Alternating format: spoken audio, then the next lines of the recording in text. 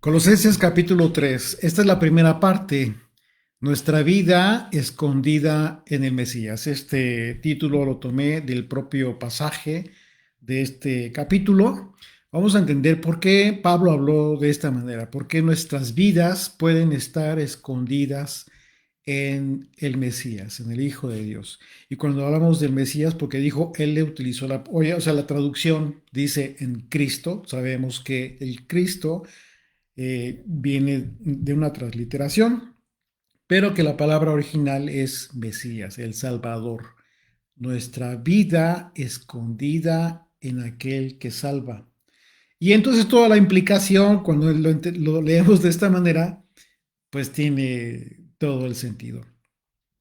Así es de que en este capítulo, el enfoque del apóstol Pablo se basa en lo que la congregación de los redimidos deben comprender y tener claro acerca de la nueva vida que hemos elegido, ¿sí? Cada uno de sus integrantes. ¿A partir de qué momento? Bueno, a partir de que hemos decidido hacer un pacto con el Creador de los cielos y la tierra. Esto es fundamental. Es importantísimo porque sería imposible que tú puedas aplicar las palabras que va a hablar Pablo en este capítulo a una persona que no cree, a un no creyente, a un incrédulo. Sería imposible. Así es de que es importante entonces enfocar este mensaje primordialmente, por supuesto, a los que son de la iglesia, a la congregación.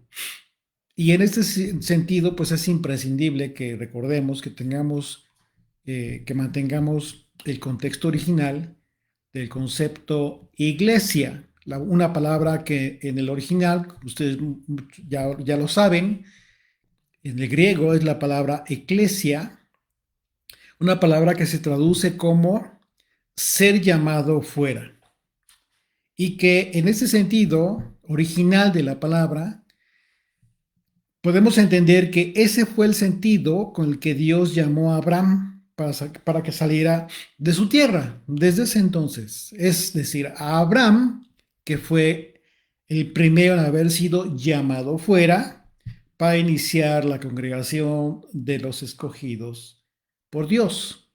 Esto es importante porque, pues, cuando no se tiene el contexto correcto, la gente considera o piensa o enseña que la iglesia nace a partir de Jesucristo y no. Él, él comienza a reestructurar, comienza a levantar el tabernáculo caído de David. Esto es la iglesia, de acuerdo a la profecía de Amós, pero dice en esta roca, es decir, en él como fundamento de esta iglesia, como esta reestructuración de la iglesia, como levantando literalmente el tabernáculo. El reino, quienes han estudiado con nosotros ya hemos entendido que todo el tema del tabernáculo es una implicación representativa del reino de Dios. Así es de que eh, Abraham fue el primero que Dios llamó para salir de su tierra. Es decir, que Abraham fue el primero en haber sido llamado fuera para iniciar esta congregación de los escogidos por Dios. Esto es muy importante. Génesis 12:1 dice, pero el Señor había dicho a Abraham, vete de tu tierra y de tu parentela y de la casa de tu padre a la tierra que yo te mostraré y haré de ti una nación grande y te bendeciré y engrandeceré tu nombre y serás bendición. Y dice el verso 3, bendeciré a los que te bendijeren y a los que te maldijeren, maldeciré.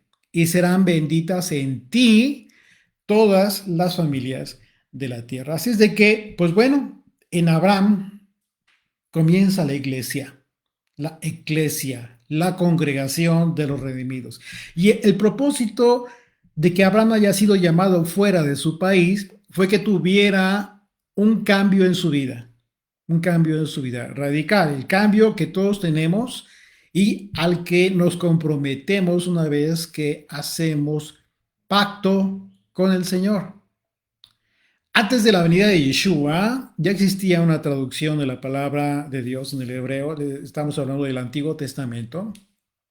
Y en los pasajes en donde se describe la salida de Egipto para referirse al pueblo de Dios, la palabra hebrea que se usa en la escritura es la palabra edá, que significa literalmente asamblea o congregación. Sin embargo, la raíz de esta palabra, la raíz hebrea de esta palabra es la palabra ed y se traduce como testigo. Esto es muy importante, muy, muy importante. De manera que para describir a la congregación de los israelitas, originalmente se les identificó como los testigos de Israel, que es como originalmente se debe entender la palabra congregación. Y esto tiene una relación impresionante. Vamos a recordar esto. La primera ocasión en que en tu escritura se escribe la palabra congregación, Éxodo capítulo 12, verso 1, habló el Señor a Moisés, a Aarón, en la tierra de Egipto, diciendo, y este mes os será principio de los meses, está hablando el mes de Abib, que estamos próximos a iniciar, dice, para vosotros será este el primero en los meses del año. Hablad a toda la congregación de Israel. ¿Ok? Así es de que, de acuerdo a aquella traducción griega, se usaba el término los testigos de Israel para identificar a aquellos que vivieron la Pascua, aquellos que salieron de esclavitud, que fueron testigos de las maravillas de Dios, a quienes llamaban los testigos de Israel, y que la palabra eclesia es la que se usa en el griego, principalmente en el Nuevo Testamento.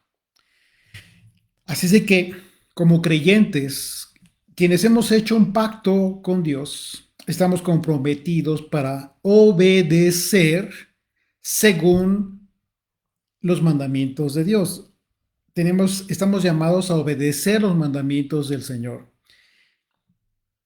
Lo que en nuestras vidas constituye un testimonio. Tienes que dar testimonio de que cumples la ley de Dios. Porque a partir de este momento, a partir de este cambio en tu vida, vamos a ser testigos del poder de Dios. O sea, todo está vinculado con aquel llamado que Dios le hizo a Abraham desde entonces. Así de que el apóstol Pablo escribió acerca de la actitud que como creyentes debemos manifestar, el testimonio que agrada a Dios, el testimonio de una vida que agrada a Dios, una vida que sea testimonio del poder y autoridad de Dios sobre nuestras vidas. Verso 1 de Colosenses 3 dice, sí, pues habéis resucitado con Cristo, con el Mesías, con el Salvador, buscad las cosas de arriba, donde está el Mesías sentado a la diestra de Dios. Pero fíjense cómo está escrito, sí, pues, o sea, si es así, si es que tú estás en pacto, si es que tú eres creyente, si eres de la congregación de los hijos de Israel, de los testigos de Israel, entonces has resucitado en el Mesías. ¿Qué significa esto? Que un creyente entiende lo que significa esto. Un incrédulo no va a entender esto. Y entonces, ya que estás en esta circunstancia y das por hecho que sí resucitaste en el Mesías, busca las cosas de arriba, donde está sentado a la diestra, donde el Mesías está sentado a la diestra de Dios. Entonces, imagínate la implicación de esta expresión. No es cualquier cosa. Esto implica una responsabilidad impresionante. Es muy claro que el apóstol Pablo no le está escribiendo a personas no creyentes. Por lógica, tú, el momento que lees el pasaje, te estás dando cuenta, no significa que no sea para todo el mundo, sí, pero a partir de que entienden en sus vidas que necesitan de Dios, que necesitan cambiar sus vidas, que necesitan hacer un pacto de obediencia. Es en ese sentido de creer, no en el creer subjetivamente hablando, porque eso pues, todo el mundo cree, claro, todo el mundo, tú le preguntas a cualquier persona y todo el mundo te va a decir que cree, pero eso no es creer. En términos bíblicos, eso ya lo aprendimos. Creer es obedecer, literalmente. Fidelidad. ¿A qué? Pues a la voluntad del Padre, a la voluntad de Dios, a sus mandamientos. Entonces, esto cuando dice, Pablo dice, sí, pues habéis resucitado en el Mesías, y ya aprendimos, ya hemos repasado muchas veces este tema acerca de resucitar en el Mesías, tiene que ver con un cambio de vida, con un nuevo nacimiento, como lo enseñó Yeshua a Nicodemo. Entonces busca las cosas de arriba. Da testimonio de este cambio de vida. Da testimonio de que eres Israel, aquel que anhela y espera las cosas de arriba. El reino.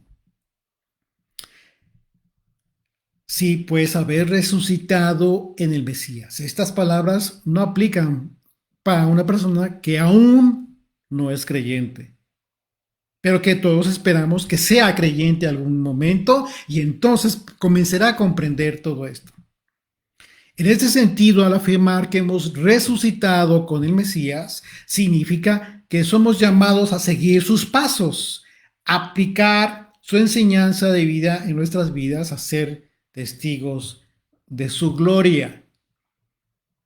Tienes que ser testigo del poder y de la gloria de aquel que te ha salvado. Y enseguida Pablo especifica la característica por la que damos testimonio de haber resucitado en el Mesías. Y esto es buscar las cosas de arriba. Y el apóstol Pablo refiere esto en los términos como Dios habla de sus mandamientos. Es decir, Dios no sugiere, Dios no sugiere cuando habla de sus mandamientos, sino que ordena. Así es de que si a ti en un momento dado te dijeron o tú has considerado por ti mismo que tienes la opción de decir que eres hijo de Dios, que eres creyente, pero que también tienes la opción de cumplir o no cumplir determinados mandamientos, eso es una gran mentira. Eso es un grandísimo error, porque Dios no te sugiere una vez que ya eres parte de su pueblo. Dios te ordena.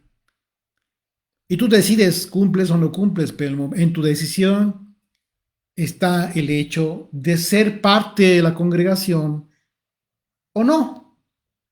Esa decisión sí te toca a ti, pero Dios no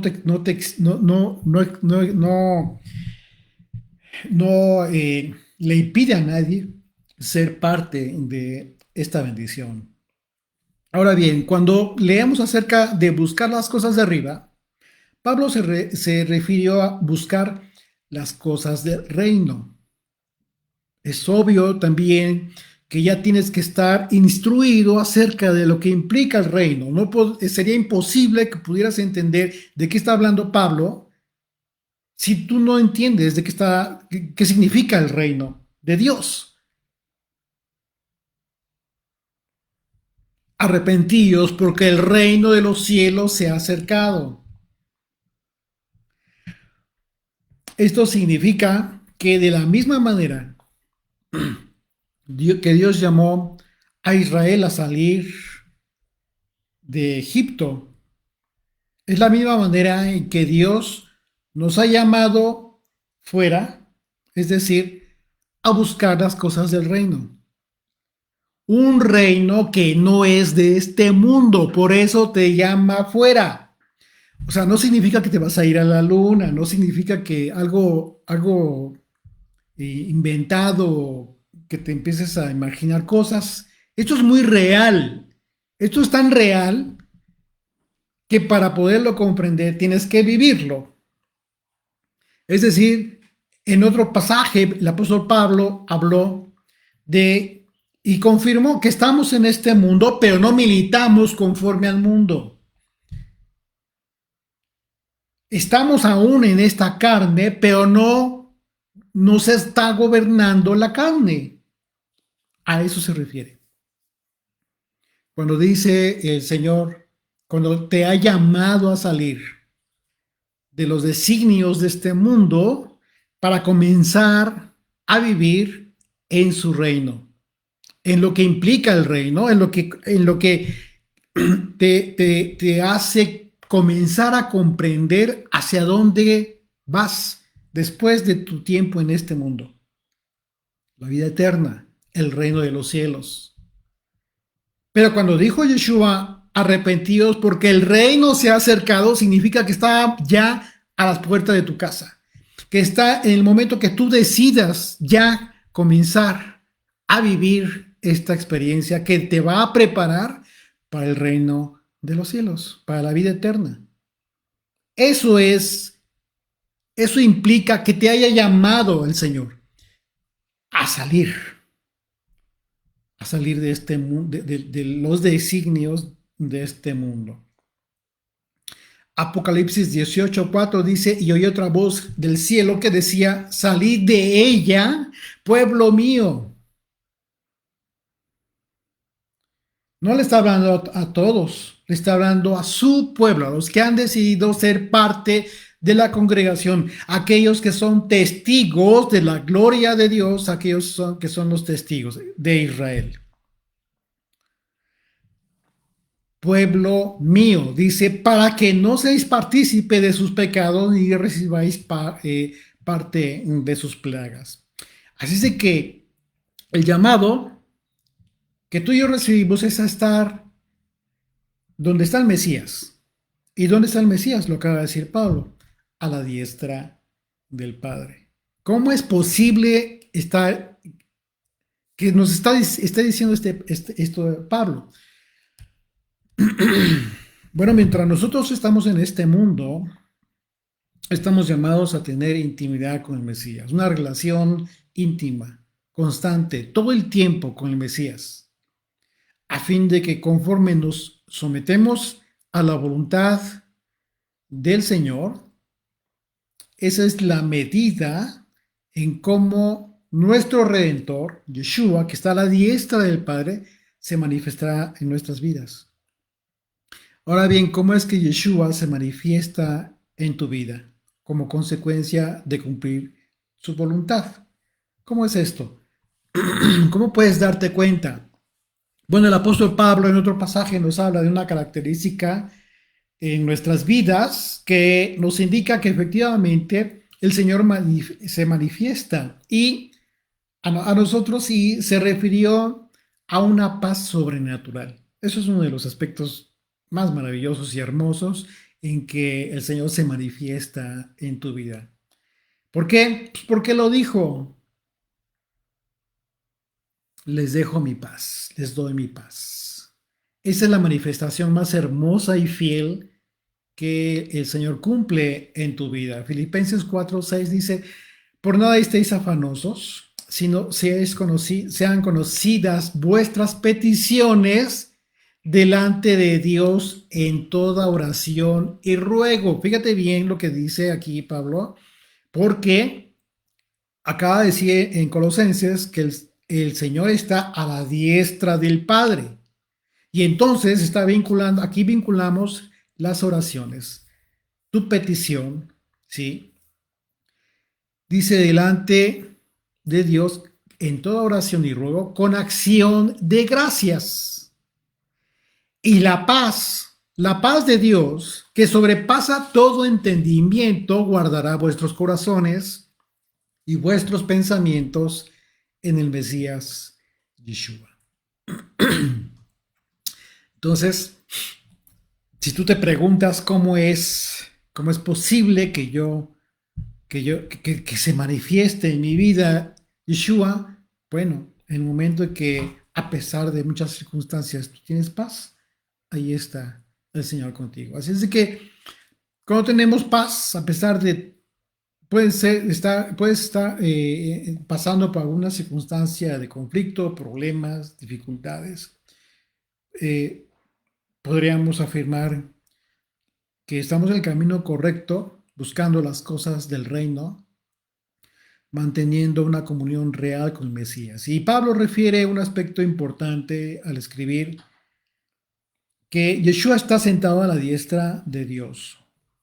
Es decir, nos recuerda que Yeshua, siendo en forma de Dios, no estimó el ser igual a Dios como cosa que aferrarse, porque fue, Él es y Él será Dios por siempre. El Hijo de Dios es Dios. Así es que Yeshua, fíjate bien qué importante, Yeshua se humilló y literalmente se vistió. Se vistió de carne, ¿sí? Y sangre.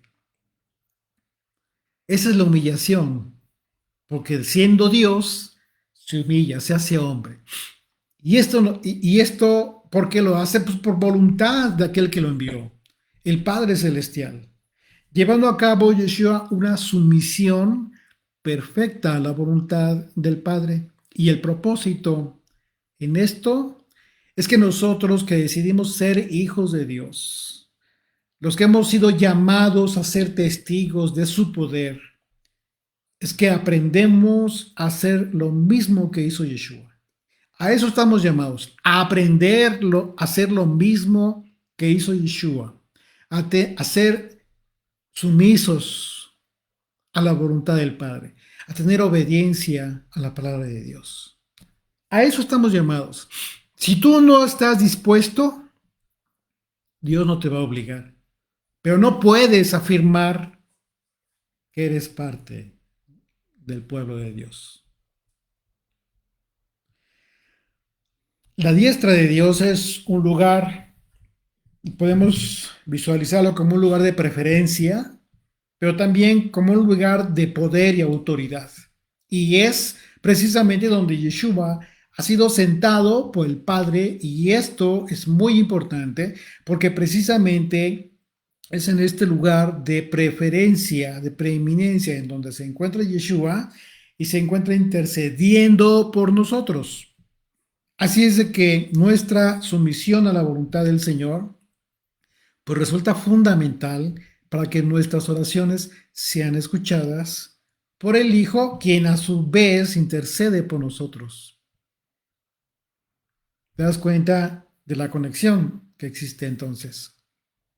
Por eso es fundamental que tengamos siempre la conciencia de que Yeshua está a la diestra del Padre por esa razón, por ti y por mí, porque intercede por nosotros.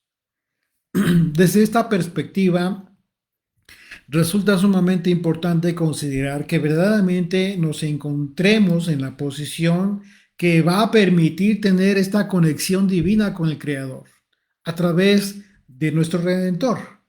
Él es nuestra conexión, a fin de que nuestras oraciones sean contestadas.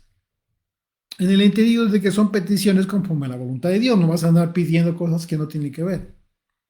Y eh, Y en ese sentido, pues bueno, la posición de Yeshua es maravillosa, importantísima para nosotros.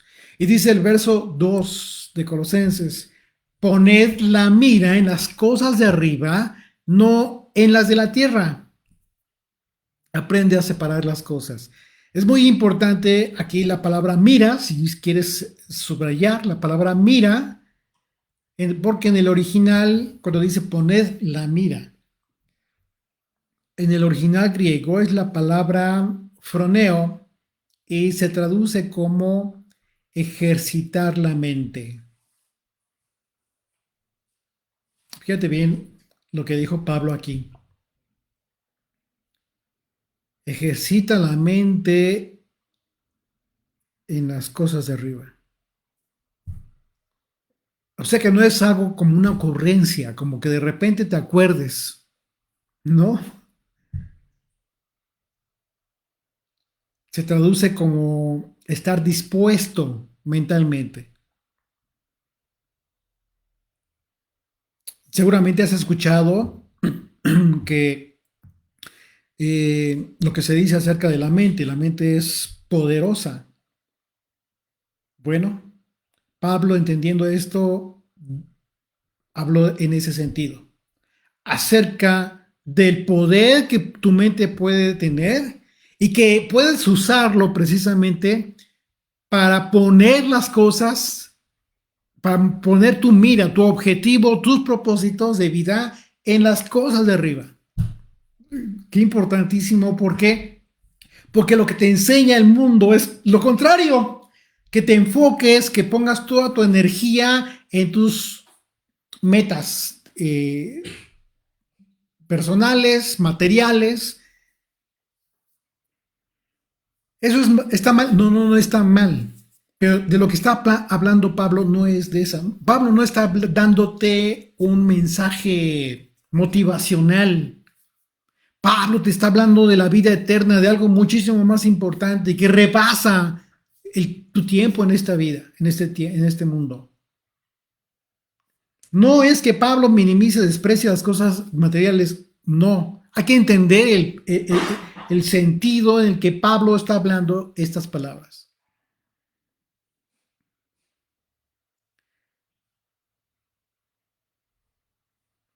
Esta palabra, mira, en el hebreo que es la palabra froneo griega, también se traduce como tener un mismo sentir,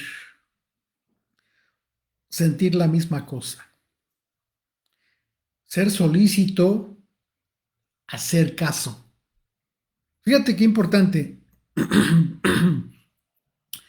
Entonces vemos que esta palabra que usó Pablo para decir que pongamos nuestra mira en las cosas de arriba implica que ocupemos nuestra mente, que ejercitemos nuestra mente para que las cosas del reino sean el objetivo más importante de nuestras vidas. Esto es a lo que se le ha llamado tener una mentalidad celestial. En realidad es esto. Esto es lo que implica tener una mentalidad celestial. Lo siguiente que todo creyente debe preguntarse entonces es ¿cómo puedo conocer cuáles son los propósitos de Dios? Bueno, muchos de ustedes ya lo saben, pero quizás algunos se preguntan todavía ¿cómo puedo conocer cuáles son los propósitos de Dios para mi vida? Bueno, los propósitos de Dios los podemos reconocer por medio de los mandamientos, porque esa es su voluntad que quedó escrita y que le entregó a su pueblo. Aquellos mandamientos que se encuentran en la propia palabra de Dios y no en alguna otra bibliografía ajena a nuestra Biblia. No hagas caso a ninguna otra bibliografía que no esté en las Escrituras. Las instrucciones que nos dio el Señor a través de su palabra nos indican qué hacer y qué no hacer. Pero si alguien llega y te dice, bueno, en este otro documento también se te dice lo que puedes hacer y lo que no debes hacer para agradar a Dios, no lo creas. Eso es una mentira. ¿Por qué? Porque a final de cuentas no está en tu palabra, no está en la palabra de Dios. Porque si estuviera en la palabra de Dios, para qué te presentarte algo distinto? Es muy claro y es muy sencillo. Las instrucciones que Dios nos dio a través de su palabra nos indican qué hacer y qué no hacer, porque eso es lo que rige nuestro comportamiento y eso es lo que le agrada a Dios, justo lo que hace que Dios escuche tus oraciones, a fin de que efectivamente Yeshua entonces interceda por esas oraciones que tú estás teniendo. ¿Por qué? Porque así, de esa manera, el Señor va a proveer lo que realmente necesitas. Entonces, poner la mira en las cosas de arriba tiene implicaciones celestiales impresionantes si consideramos que cada circunstancia nos lleva a una consecuencia con el fin de que tengamos la oportunidad de experimentar los beneficios y las bendiciones que Dios nos provee. Recordemos que desde el principio Dios se manifestó al hombre, ¿sí? para su bien. Igual dio mandamientos. Sin embargo, el hombre con el tiempo desobedeció, dejó de cumplir la voluntad de Dios. De manera que a través de Moisés, Dios estableció mandamientos para llevarnos de vuelta a la fe, es decir, de vuelta a la obediencia. Mandamientos que determinan cómo debemos vivir para agradar al Señor. Con lo cual, debemos entender que por nosotros mismos es imposible agradar a Dios. Tú no vas a poder tener una vida que agrade a Dios si tú mismo pretendes establecer tus propias reglas de vida. Eso va a ser imposible, porque la historia te lo enseña.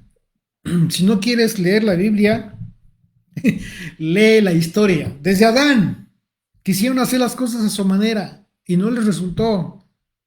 El Señor les dijo, vayan, dispérsense, multiplíquense por todo el mundo. ¿Y qué fue lo que hicieron con la Torre de Babel? Ah, no, quisieron hacer las cosas a su manera. Pues el Señor ahí va y les quita el idioma, y les da idiomas distintos, les quita el entendimiento entre ellos mismos. En fin, Dios ha trabajado de esa manera con el hombre porque se manifiesta al hombre, pero con el propósito de rectificar. Sinaí fue un evento que tuvo ese propósito y ha tenido ese propósito y que Jesucristo vino a confirmar. Él no vino a quitar ni a cambiar la ley, por el contrario, Él vino a confirmar. Dijo, no piensen que yo he venido a abrogar, sino he venido a cumplir. Y hay aquel que enseña a no cumplir. Cuidado. Una advertencia muy seria del Hijo de Dios. Así de que más nos vale ser obedientes.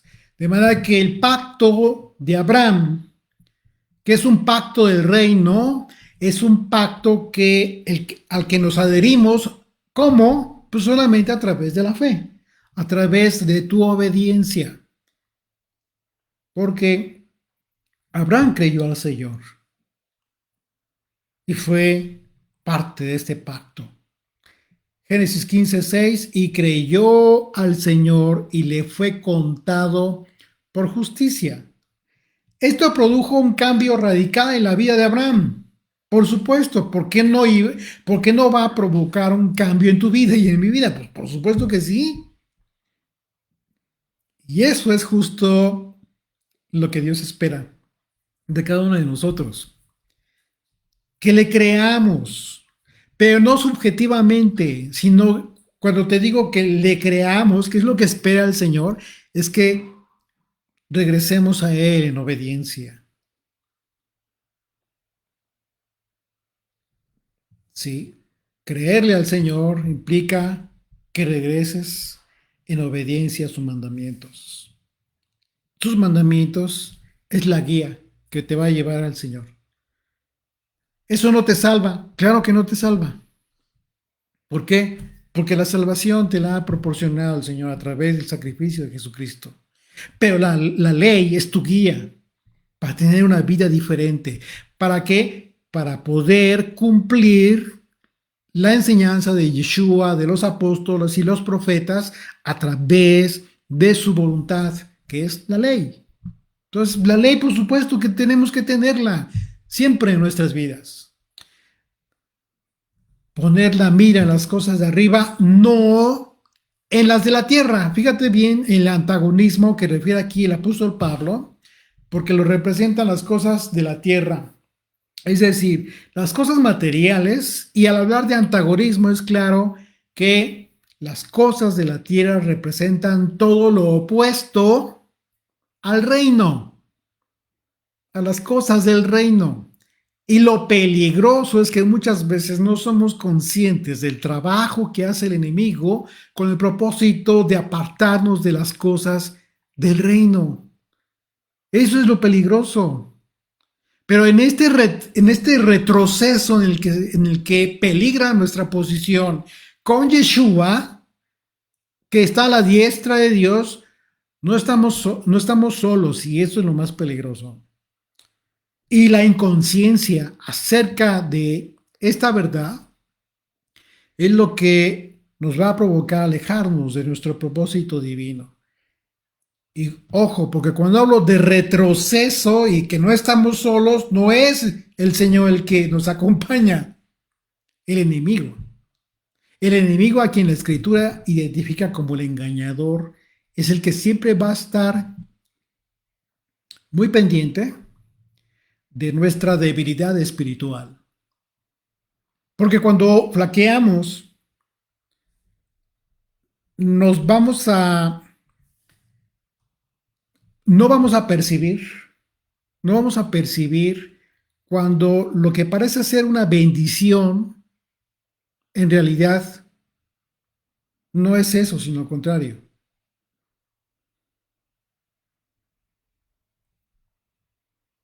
Y ese momento, es el momento cuando el trabajo del engañador se convierte en su propósito más importante. ¿Por qué? Porque las bendiciones que nos han sido prometidas por medio de aquel pacto que hemos hecho con el Señor, se ven alteradas. Las bendiciones se ven alteradas en su esencia, es decir, que el engañador nos hace concebir las bendiciones por algo que no lo es en realidad y que eso que hace el engañador pues nos presenta como bendición, pero que no lo es. Y esto es tan sutil, que si tu espíritu está debilitado, si tu madurez no ha sido fortalecida, es muy fácil que caigas en el engaño.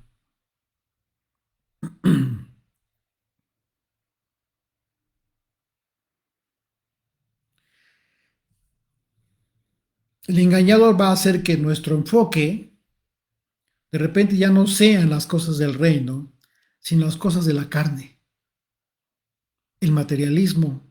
Y si no advertimos este engaño, llegará el momento en el que nos vamos a ver gobernados por la carne. Y en ello, por nuestros instintos, por tu libre albedrío, que es la idolatría, y con ello el desastre de tu vida. Poco a poco vas en caída de una cosa que te lleva a otra hasta el momento en que al final pues, ya estás, ya estás perdido. Ya estás de repente y quizás no te explicas en un momento cómo fue que llegaste a ese punto, pero por la inconsciencia. No eres consciente de tu conexión espiritual divina con el Padre Eterno, con Yeshua. ¿Hablas con Él durante el día? No hablo de que tengas que ir a un lugar específico en tu casa, te pongas de rodilla, lo cual es muy bueno, por supuesto que sí, eso es maravilloso, pero tener la conexión divina con el Padre es en todo momento. Vas conduciendo rumbo a tu trabajo y estás hablando con el Padre. ¿Y de qué? De cosas tan cotidianas, de lo que hiciste en la mañana o de lo que hiciste en la tarde o de lo que vas a hacer mañana o de situación que lo que platicaste quizás con tu esposa, con tus hijos, pero hablas con él. Y no importa que la gente de repente diga que ya estás hablando solo. Así nos pasa.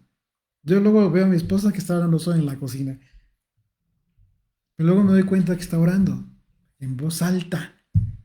Eso es impresionante. Eso es impresionante porque eso te hace, eso es un hábito que ya comenzaste a generar en tu vida y es hermoso, es maravilloso. Hay que cultivar esos hábitos. Así es de que, y quizás te preguntes por qué mencionas el libre albedrío. Bueno, el libre albedrío, ¿qué significa? Es justo lo contrario a la sumisión que tuvo Yeshua con el Padre. Hace un momento hablé de este tema, precisamente porque la sumisión que tuvo Yeshua le eximió de aplicar su libre albedrío como hombre que era. Al final de cuentas, ¿qué es lo que sucedió?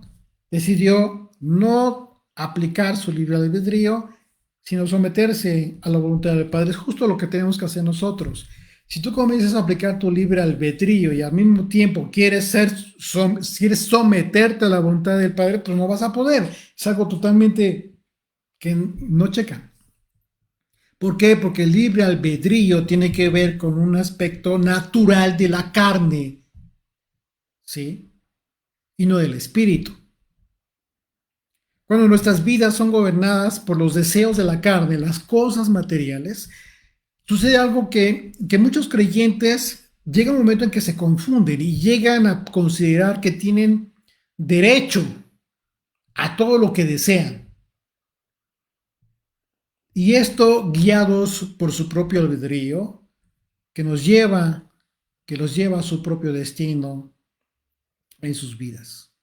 Lo que le llaman destino en sus vidas. Porque bien, eso es a lo que muchos identifican como un destino a alcanzar, ¿sí? Que es algo que el enemigo ha colocado en la mente de todas esas personas que están siendo engañadas. Pero ¿qué es lo que va a evitar que el enemigo te coloque en tu mente esto como tu destino que te vas a fijar tú, a forjar tú mismo, ¿no? Palabras que de repente se escuchan por ahí. ¿Qué es lo que va a evitar eso? Bueno, que mentalmente tú te enfoques en las cosas del reino, que pongas tu mira, ¿sí? Y ya entendimos lo que implica esta palabra, la palabra mira, objetivo, como ejercitar tu mente en las cosas de arriba, en las cosas del reino. Solo cuando somos instruidos por la palabra de Dios y dejamos que seamos adiestrados por el Espíritu de Dios, para lo cual tenemos que estar en el Espíritu y no en la carne, solo en esas circunstancias se nos revelará el plan de Dios para nuestras vidas. De esa manera vas a entender cuál es el plan que Dios tiene para tu vida. Porque Dios es Espíritu y el vínculo por el cual se conecta contigo es a través de su Espíritu. De acuerdo al libro de Apocalipsis, ¿qué va a suceder con todo el mundo material, con todas las cosas materiales? Dios va a destruir. Y eso lo dice el Apocalipsis, lo vio Juan. El Señor va a destruir todas las cosas materiales. Por eso Pablo insiste en que busquemos las cosas del reino, las bendiciones que vienen de arriba. Y enseguida Pablo explica la lógica, esa lógica del argumento que ha presentado como poner nuestra mira, nuestra mente en las cosas de arriba y no en las de la tierra. Dice, verso 3, porque habéis muerto y vuestra vida está escondida en el Mesías. Esto es maravilloso. Primero dice que te mueres, pero después dice que vives. Una vez más, esto es para estas líneas son en principio para quienes ya comenzaron a entender qué significa haber muerto y qué significa estar vivo en términos bíblicos y en el contexto del reino de Dios. Porque habéis muerto y vuestra vida está escondida con el Mesías en Dios. Vuestra vida está escondida en el Salvador, en Dios. Y esto es muy importante. A ver, es muy claro que para que podamos recibir el galardón, el premio de la vida eterna, pues nuestra vida en el tiempo de este mundo debe estar escondida en el Mesías. Desde ya. Y si aún no estás viviendo bajo esta circunstancia, entonces tienes que venir a la fe. Tienes que venir a la comprensión de la obra de la cruz como el sacrificio de amor que fue suficiente para que tú tengas la oportunidad de ser salvo, hablando de una vida eterna. ¿A través de qué? A través de una nueva vida. Por eso Pablo dice, has muerto, pero tu vida está guardada en el que salva.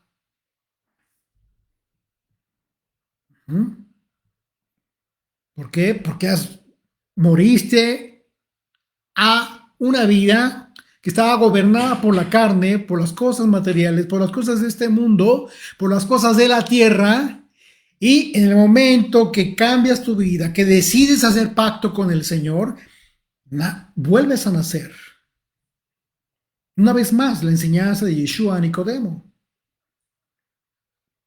El que no nazca de nuevo no heredará la vida eterna.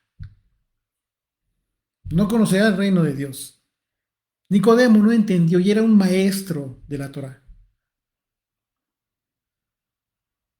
Pues hoy, a través de su espíritu, a través de la promesa que el Señor nos dio, podemos comprender sus palabras, que significa, que implica un cambio de vida, una vida transformada. ¿Cómo? Por nuevos hábitos, hábitos que debes adquirir a través de los mandamientos que has decidido obedecer.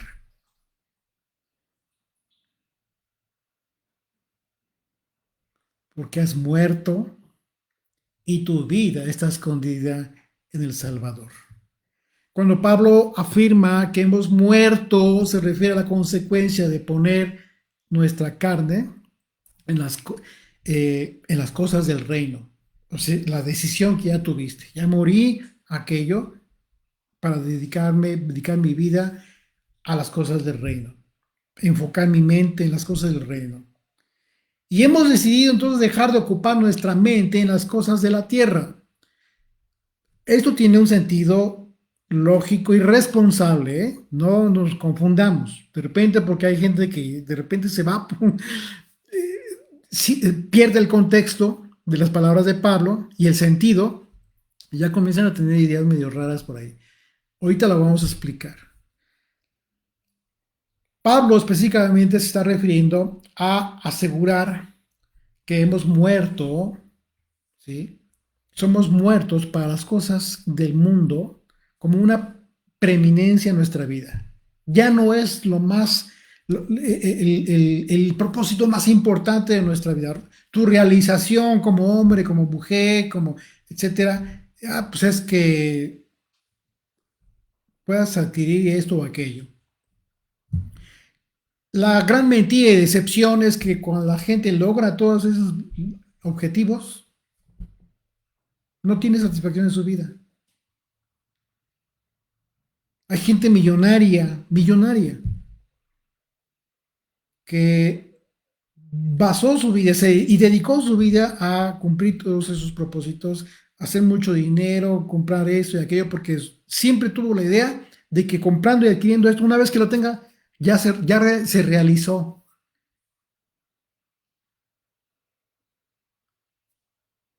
Gente rica que es la más desgraciada del mundo.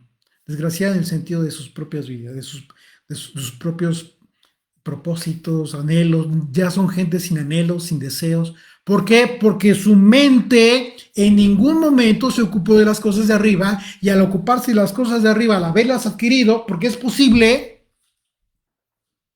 se acabó. Se acabó.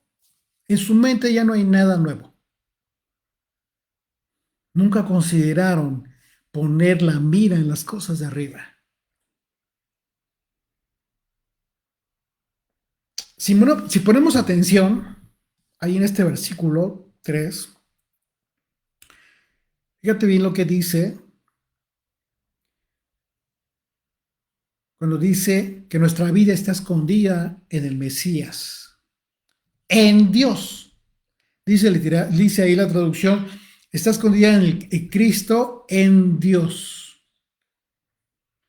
Y eso es muy importante porque la palabra en, cuando dice en Dios, esta palabra en el griego es la palabra ep y se traduce como una acción que denota posición en lugar, tiempo y estado, y también tiene relación con el reposo.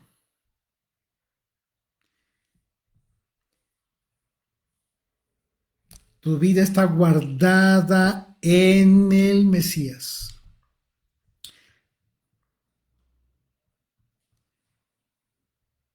Si estás tomando nota, toma nota y tú mismo trata de relacionar este versículo que es el versículo 3.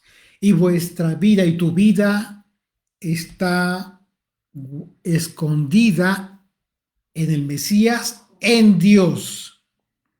Con el Mesías, está con el Mesías en Dios. Yeshua dijo una vez más que Él nos daría su shalom, su paz. Entonces, cuando vemos esta palabra en Dios, el sentido de la palabra en se refiere a un pacto, a un compromiso. Es decir, que tenemos nuestra vida guardada y en shalom por causa del pacto que hemos confirmado con el Padre Celestial a través del Mesías. Por eso dice con Cristo, con Yeshua, con el Mesías. En Dios. Y dice el verso 4, cuando Yeshua, cuando el Mesías, vuestra vida, que es nuestra vida, se manifieste, entonces vosotros seréis manifestados con Él en gloria. Eso es un tiempo claro que habla del regreso del Señor. Eso es una consecuencia, una referencia a nuestra esperanza. Sin embargo, Pablo habla de un tiempo que nadie conoce, un tiempo específico, el cual, como decía una fecha, pues claro que no. Y por ello, dice cuándo, porque hace referencia a un tiempo en el que el Padre solo en su potestad conoce y que será el tiempo del regreso de nuestro Mesías. Por eso dice, vosotros también seréis manifestados con Él en gloria. ¿Por qué? Porque justo en el momento que Él regrese, si es que nosotros estamos todavía en esta carne, en un tris seremos transformados en gloria con el Señor. Seremos manifestados en gloria con Él. El tiempo de regreso del Mesías. Y en ese tiempo seremos reunidos con Él, obviamente. Ese es el propósito. Es decir, que seremos manifestados con Yeshua en gloria.